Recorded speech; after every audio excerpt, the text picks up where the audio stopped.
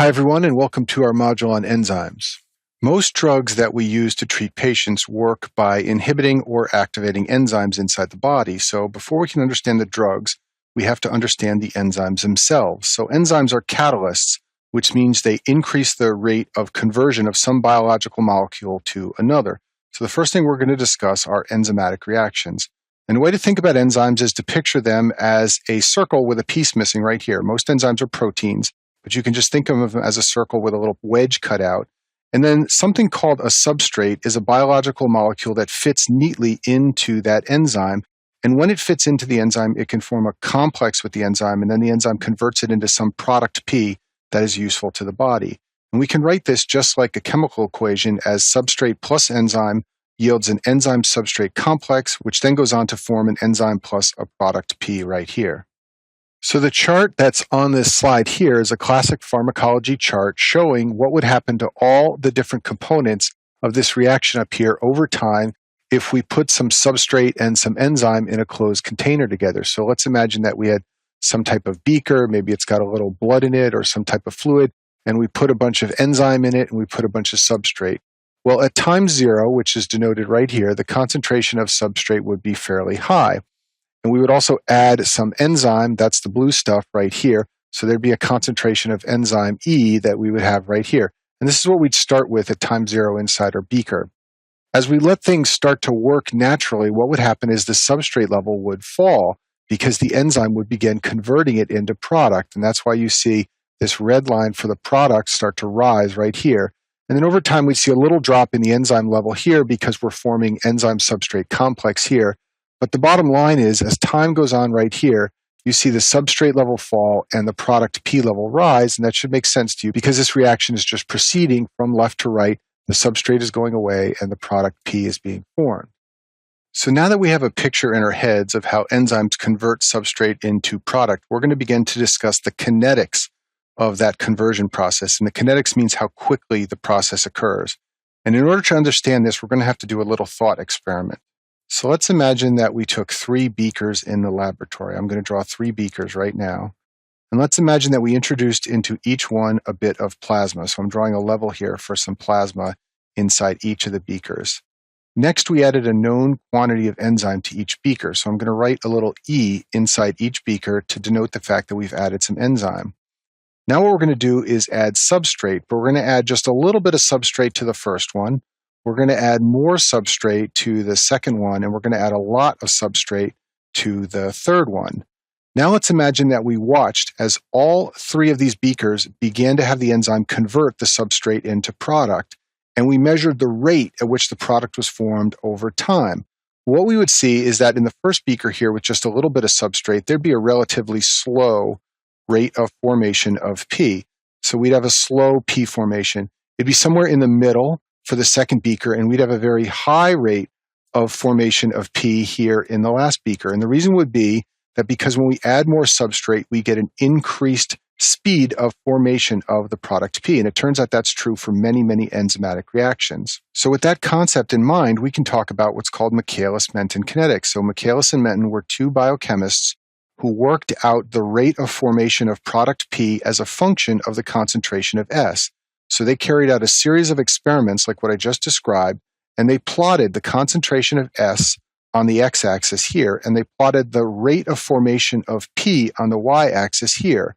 So the rate of formation of P they called V, or velocity. So that means how quickly P was being formed. It might be moles per minute or moles per hour. They called that the velocity of P formation, and they plotted that on the y-axis and S on the x-axis. And what they saw is that the majority of enzymes follow a nice hyperbolic curve like this that picks up speed but then plateaus out at some maximum velocity, which they called V max. And it turns out that there's an equation that governs this hyperbolic curve, and this is it right here. It's called the Michaelis-Menten equation. And it says the velocity of P formation V is related to the concentration S by this equation of V max times S divided by some constant called Km plus S. So what we're going to do in the next few slides is talk about different enzymes and how Vmax changes and how Km changes with different enzymes and how they all vary according to the concentration of S as governed by the Michaelis-Menten equation. So let's review a couple of the key features of Michaelis-Menten kinetics that I just discussed. So the first is that adding more substrate leads to more product formation at a faster rate, a faster V, as we discussed on the y-axis of that slide. Eventually, however, you reach some velocity called Vmax that you can't get beyond no matter how much substrate you add. What's happening is that at Vmax, the enzymes are completely saturated. They're doing all they can. So when you add more S, there are no enzymes to bind them and form more product P. Therefore, the velocity cannot get any faster.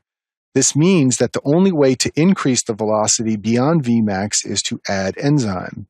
And I've illustrated that on this slide here. So the lower curve is system 1, and it's got a fixed amount of enzyme, and it gets maxed out here at Vmax. The only way to go higher and get above Vmax is to add more enzyme to the system so you can convert more substrate into product. So now let's go back to our main curve here and the Michaelis-Menten equation over here. You're often asked on exams to identify Vmax from a curve, and it's very easy to do. Just identify the point where it flattens out and look over here on the y-axis, and that will be Vmax. And remember, that's largely determined by the amount of enzyme you have present in your system. Now what I want to do, though, is talk about the other constant in the Michaelis-Menten equation, and that's Km, which is the Michaelis constant. And Km is different for every enzyme. And now let's talk about how we would identify Km from a curve like this.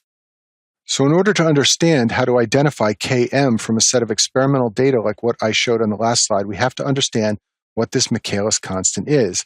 So first, let's look at its role in the Michaelis-Menten equation. Km is in the denominator here, and it is added to the substrate concentration S.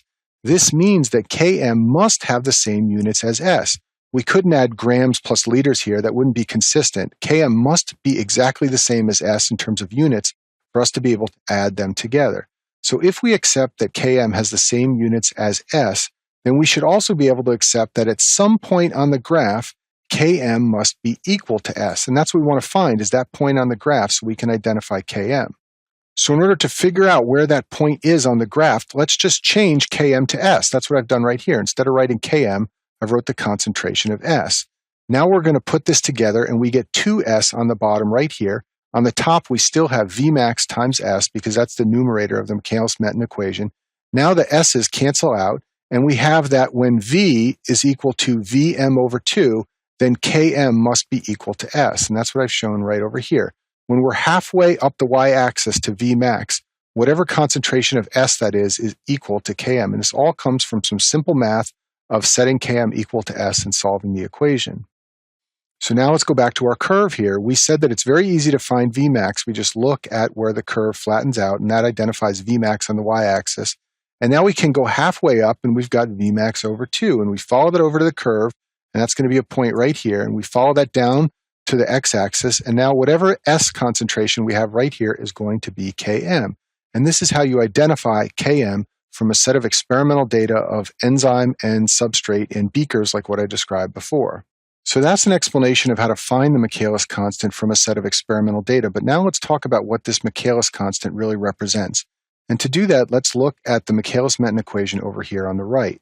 In order to reach Vmax, Km has to become very, very small relative to S. In other words, S has to be so much larger than Km that we can basically cross Km off and say that the equation is just Vmax times S divided by S. And if that's true, then the two S's cancel and we will be at Vmax. So a very important point for you to understand is the system cannot reach Vmax until the concentration of S is much, much greater than Km. So let's imagine that Km is 0. Well, if Km is 0, then the concentration of S is going to be much greater than Km almost instantaneously.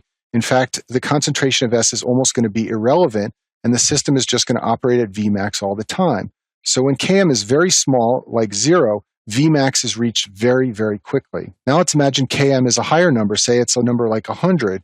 Well, in order for S to get much, much larger than this, we're going to need a lot of S. So when Km is high, like 100, we have to go to very high concentrations of S on the x-axis here in order to reach Vmax up at the top.